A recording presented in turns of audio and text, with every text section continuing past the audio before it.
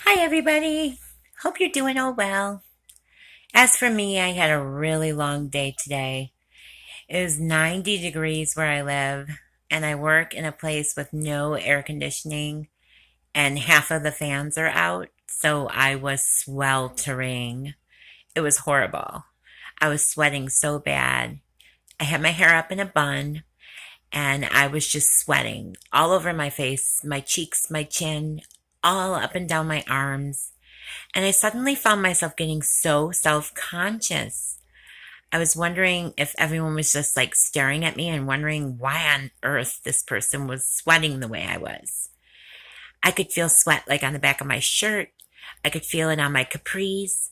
And then all of a sudden I was like, oh my gosh, what if the back of my capris are wet? What if it looks like I wet myself? I started obsessing over how I looked to the outside world. And that's where I came up with the topic for tonight's conversation. Worrying more about what other people think than what I think. It's a very funny thing. I think we all can relate to it. It's kind of weird because I've always been pretty okay with the way I look. I mean, maybe I shouldn't. Maybe I should see all the faults that everyone else sees. Not to say that people say they see a ton of faults with me, but you know how most people are like, I wish I looked like this. I wish I looked like that. I wish I was thinner. I wish I was this and that. Of course, I wish of course, I could stand to lose 50 pounds. But all in all, I've been pretty okay with the way I look. I have my down days, but most of the times, I'm okay with the way I look. In fact, I don't even really give it much thought. You see, I don't take credit for any of it because I figure my looks come from my parents. If somebody were ever to like say, oh, I like the way your dimples are, well, I can't take credit for that. That's from my dad. If somebody said, oh, I like your freckles, that's from my mom. If someone says, I like your hair, well, that's on who knows. It's a creation all its own. Honestly, I'm the only person in my family that has hair like mine. It's its own creation. But I do have times where I feel like I need to make a change. And it always seems like when there's something going on in my life that's giving me inner turmoil, it always seems to be like a quick fix to want to fix the outside. So my go to is always coloring my hair. I'll go to the store, I'll pick the hair color, I'll be all set for it. I always buy 2 boxes. I color my hair. I come home. I ask my boyfriend how he likes it. And he says, what difference does it make? Every time you color your hair, you never like it. And it got me thinking, why don't I ever like it when I do it? I mean, I liked it when I bought it. I liked it while I was doing it. But when I see the finished product, I'm always unhappy. I think because it represents a bigger picture. You see, the problem I'm having that day in particular is inner turmoil, not outer turmoil. I'm having a problem on the inside, and I think I can do it with a quick fix to fix something on the outside. And that's where I think my point is. I think personally, if people spent a tenth of the time working on the inside as they do when working on the outside, it would be such a beautiful world. I mean, think about it. We spend so much money and time and focus so much attention on wanting to look like this person or this celebrity or that celebrity. Why? Would it really change our lives? Think about it. If you were told you could look like any person you wanted to look like, but you still had to be you, how many of us would actually go for it? And for us that did go for it, what good would it do? You'd still be you. You'd still have to get up every day, go to work, do your routine, take care of your kids, worry about paying the bills, living your life. Nothing else would change except the outer appearance. And what exactly would we gain by that? And even one better, I'll give you one better. What if we woke up and God forbid we couldn't see? And how would we determine who we deem is attractive and non attractive? Will we go by the sound of their voices, the way they smell, or will we take the time to get to know a person on the inside, get to know their personalities, the way they make us feel when we're with them, the way we interact with them, the things we have in common, the enjoyment we get from just simply sitting there and having a conversation with them. You see, those are the things that matter, not so much the outer shell. I mean, now don't get me wrong, we all want to look good. I mean, there's nothing wrong with that.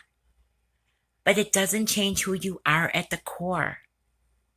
And you certainly shouldn't base your worth on the way you look on the outside. You're no less worthy of love than a celebrity that looks fabulous, or a model who's on the cover of a magazine. You see, they're people too. And they have teams and stylists that make them up and put them on magazines. And then now all of a sudden, they're the envy of the world and people want to look like them. I also think it's funny that men don't seem to have as much pressure.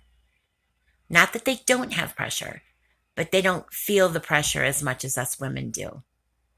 And let's face it, most of the pressure for us women come from other women. I mean, think about it. We all know that one girl that will tell you you look good in something that you may not look your best in. Who knows what her motive is? Personally, I think it is so that she feels more superior. Doesn't make her a bad person, but it's certainly not a nice thing to do. I'm sorry if my camera's shaking. I'm holding my phone tonight. Don't get me started. My phone was acting up, and this is like the fourth time I had to try to work on making a video. But I promise you not, this has not been like rehearsed or anything. This is shooting straight from the hip, pow pow. But it was just something I was thinking about today. So if you're sitting there and you're worried about the way you look, or you're comparing yourself and deeming yourself not worthy because you don't look like this person or that person, stop. It's not going to change who you are at the core. You're still you. You're still going to have all the same issues, all the same dilemmas in your life. Why not just like you the way you are? And I'm telling you, try that little trick that I do. When people give you compliments, tell them you're going to give the compliment to your parents. You should see the look they give you. You see, because we can't take credit for the way we look unless you spend lots of money on plastic surgery. And that's a topic for a whole other conversation. I mean, by all means, if you're not happy with something in your life and you have the means to change it, do it. But I hope it's coming from the right place. And I hope it does make you feel better, inside and out. But don't focus your life worrying about comparing yourself to other people. Like you for you. Accept you for you. You're good enough.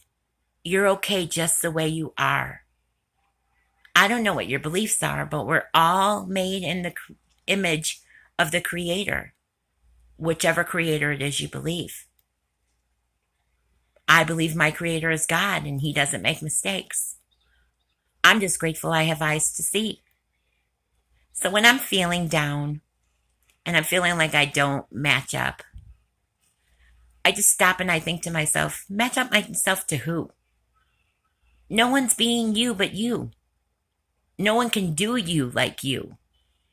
Just be you. Oh, and by the way, when I came home, I looked in the mirror.